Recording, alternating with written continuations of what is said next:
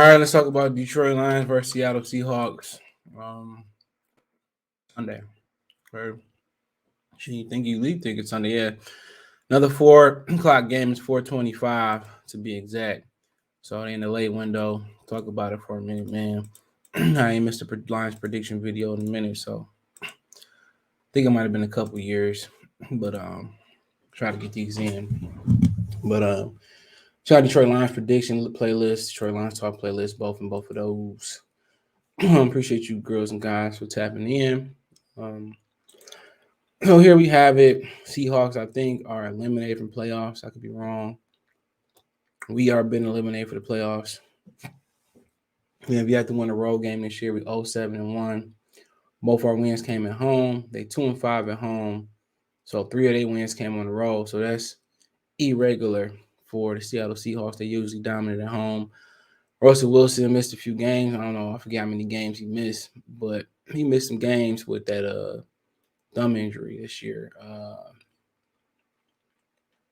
So I don't know. Okay, 1, 2, 3, 4. So he only played 5 games according to this. So I could be wrong. Maybe this ain't the full. Oh, these just recent games. So he missed some games. That thumb injury. Seattle's just a team that you look at it and you understand why. You understand why somebody would want to trade. Pete Carroll does a great job of getting defensive talent in the back end. He's kind of like Bill Belichick. They love back end talent. They figure it out in the front end, right? And this team is always built from the back to front. That's not how you historically build a football team. You build it from the trenches on out, okay? So he played 12 games out of their 15 games. So he missed 3 games, right? And this Seattle team like to play from the back to the front. Jamal Adams out for the season, having issues playing Kadre Diggs. He's probably going to walk this season. And offensively, you look at this team. Offensively. They got great receivers. They got the kid from Western Michigan be pretty good. Eskridge, But then that's it. Gerald Everett came from the Rams. He really improved much yet. And you look, you say offensive lineman Dwayne Brown, like 50 years old. Can't name, I don't know, neither one of them, rest of them. So they don't believe in building tricks. You look at their defense. Kerry Hardy Jr., he was starting for us years ago. And we got rid of him because he blew his knee out. I mean, who do you know? Al Woods, is familiar. Carlos Dunlap, like 50. Robert Nkanichi, he never did nothing coming out of Ole Miss. When you just look at it, it's Bobby Wagner, Quadre Diggs, and when Jamal Adams is healthy, that's it. You know what I'm saying? So they need to build the trenches up first. They can't do that. They need to let Bobby Wagner walk too. It's a team that's built from their back end and receivers on to the trenches. Then Rashad Penny, a player everybody wanted, a lot of Lions fans wanted, he ain't done much. He been in the league, going on 3 years. He got the yards per carry. He nowhere near lived up to the hype coming out of San Diego State. Nowhere near it. 1 second, y'all.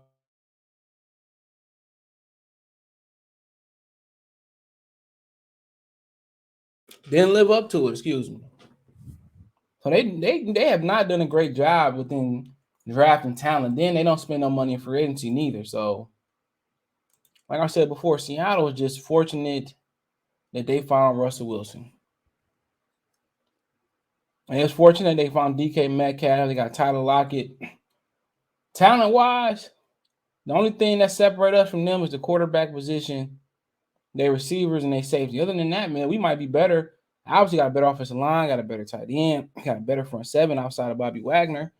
Their safeties are better, but that's about it. Russell Wilson is just indicative of what I've been saying all year, and even more now we about to hit the offseason. A quarterback can cover up all your deficiencies, but now he's getting older and he's starting to get injured because he's starting to get hit because of the line. They got to help him more. And he's been crying for help since he got there, since the Legion of Boom been going. So But they have a 77.3% chance of beating us, so 0.2% chance for a tie, 22.5% chance for us to win. Goff is back, and Swift is back. So both these teams have played 15 games. Goff has missed a game or two, was it? Game? I think it was a game. I think it was 2 games. He missed the last one. 311, 464, 3,007 yards, 17 touchdowns, 18 interceptions.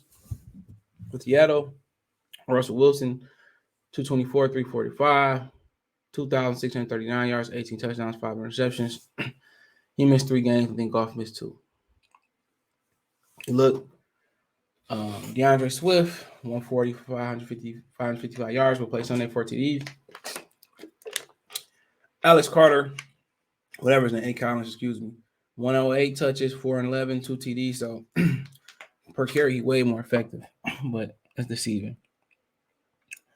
Leading receiver for us, Monterey St. Brown, 74 receptions, 692, 3 touchdowns. Lockett, 65 receptions, 1,053 yards, and 5 TDs. So I don't know what happened with DK Metcalf this year. Slump. But Julian, of course, questionable. Brock Wright, tight end, is out.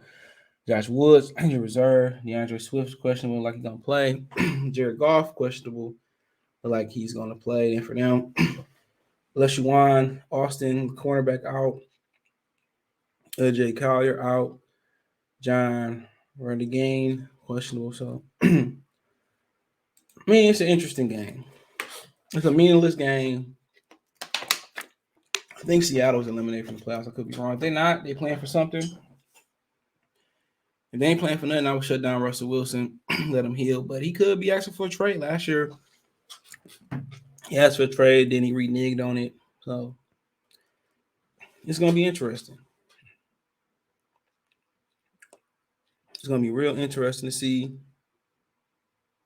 how it goes. But playing Seattle, a primary thing is stopping the stopping the pass. But you got to make sure you stop the run.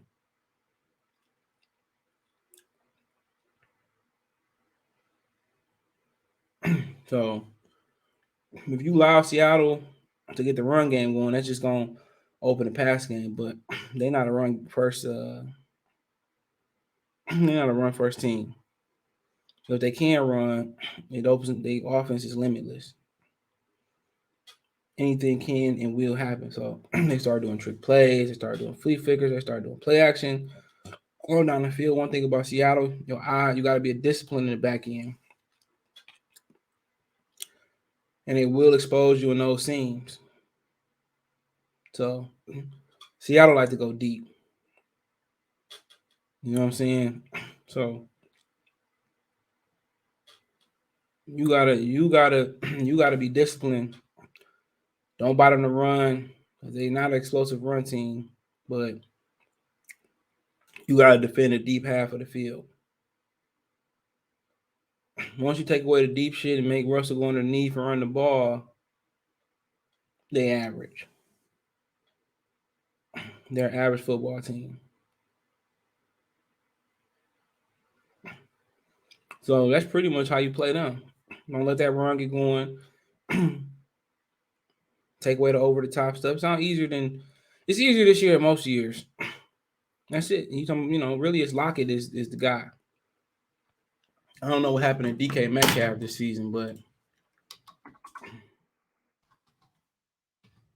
they ain't been going this way. But Lockett is the guy that now DK should really work on his underneath stuff. His ends, his digs, his curls and stuff. So he got 604. He got 64 receptions, 846, 19. So he ain't having a bad year. He's not making the noise he used to make. Yeah, Russell for those 3 games, he'd probably be over 1,000 as well. But then he had that blunder. Was it versus Pittsburgh on Sunday night, Monday night too? So just an off year for them. Even before Russell got injured, it was an off year. But for them offensively, I'll just do the things I said do, running, get the run game going, play action, then test the lines, young corners deep. They'll test you in Seattle, test you in the seams, they'll test you outside the hashes deep. You know, they test you. So DK is one of the guys that's a yak guy. He's the one that can be a yak, but his route running underneath ain't really polished to that point where he's as effective like a Fitzgerald or a Michael Thomas. He might be more athletic, but he ain't as athletic as them underneath. One second.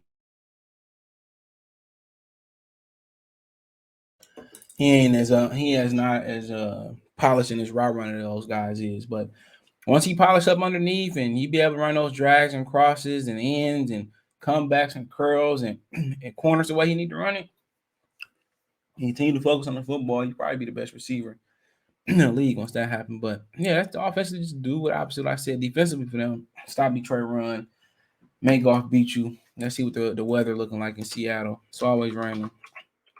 That's why I always drinking a lot of coffee in Seattle. It's always raining there.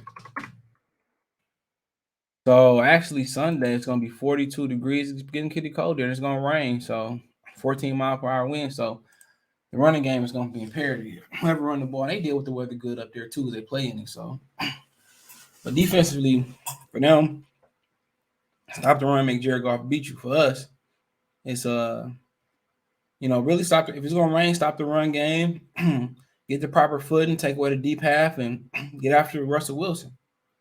Dominate that offensive line. I think I might blitz a few times and make Russell Wilson, throw over the top. Tell my defensive lineman and my pass rushers, get your hands up. He's a shorter guy, but I think it's a relatively low-scoring game. I think Seattle wins 20-10, but I think because of the weather. But I'm be surprised if the Lions won, especially if the weather becomes a big factor, because they can run the football. But say 20-10. Let me know what you girls and guys think. Check the Lions prediction playlist out for more videos like this. Check Detroit Lions Talk playlist out as well too. Want to financially support the channel? Cash App CJ Good 313, Venmo CJ Good 313, PayPal link in the description. All my situations are there. All my social media links are there as well too. You can find me on Twitter, Facebook, Instagram. If you have a business question, inquiry, sponsor, video request, or you want to tap in and just support me on social media, help me get my numbers up there. Best way to donate, comment, thumbs up the video, share the video, subscribe to the channel. Next subscribe button is the bell icon button. Hit all notifications, increase chance and notifications. Appreciate the love and support. One time for the one time. Peace. And check my main channel out right here on YouTube, Goodfellas Sports TV, for more sports, music, news, and entertainment. It's Goodfellas Sports.